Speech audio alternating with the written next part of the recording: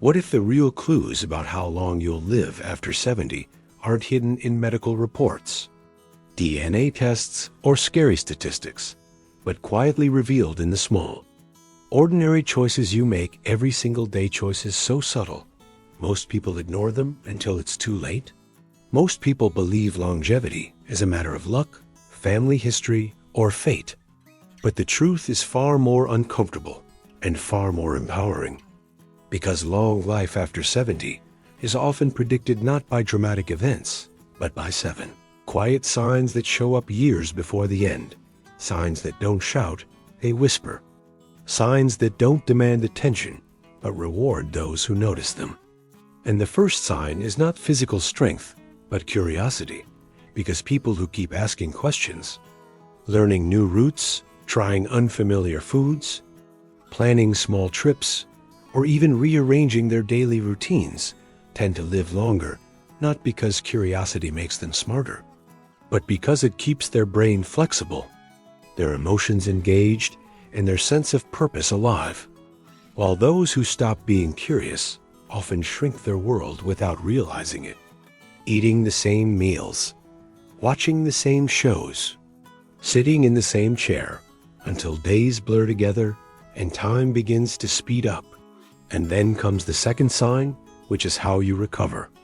Not how fast you walk or how much you lift, but how you respond when something goes wrong. Because people who live longer after 70 don't avoid setbacks, they normalize them. A missed flight, a sore knee, a lost friend, a bad night of sleep. They don't dramatize it. They adapt. They adjust plans. They keep moving emotionally, even when their body slows down. While those who mentally freeze at every inconvenience slowly teach their nervous system that life is dangerous, exhausting, and not worth the effort. And then there is the third sign, which almost no one talks about. And that is how often you feel useful. Not busy, not productive, but genuinely useful. Because longevity is deeply connected to usefulness, to the feeling that someone, somewhere, benefits from your existence. Whether that's giving advice, helping a neighbor, sharing stories, teaching skills, or simply being emotionally available. And when usefulness disappears, motivation fades quietly. Meals lose taste, mornings lose meaning, and the body follows the mind's decision faster than we expect. And then comes the fourth sign, which is how you relate to time. Because people who live longer after 70 don't constantly rush or constantly wait. They live in a rhythm. They wake with intention. They plan things to look forward to, even small things. A walk, a phone call, a cup of tea in a new place, a short trip. And this relationship with time prevents days from collapsing into one long blur. Because when time feels empty, life feels shorter. And then the fifth sign appears in how you treat your body, not with obsession, not with fear, but with respect. Because long-living seniors don't punish their bodies for aging. They work with them, they rest without guilt. They move without forcing. They eat with awareness instead of restriction. And they don't ignore pain, but they don't worship it either. They listen, they adjust, they keep going, slowly, consistently. And then the sixth sign shows up in how you talk to yourself when no one is listening. Because the internal dialogue of people who live longer is kinder, calmer, and less dramatic, they don't constantly tell themselves they are old, useless, forgotten, or done. They don't narrate decline, they narrate adaptation. They don't say, "I can't anymore."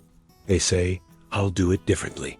And this language shapes biology more than motivation posters ever will. And finally, the seventh sign, the most overlooked of all, is your willingness to leave the house. Because staying alive after 70 is deeply connected to leaving your comfort zone. Not dramatically, not dangerously, but intentionally walking outside, visiting new places, traveling even short distances, sitting in unfamiliar environments. Because motion creates feedback, new sights wake the brain, new sounds reset the nervous system.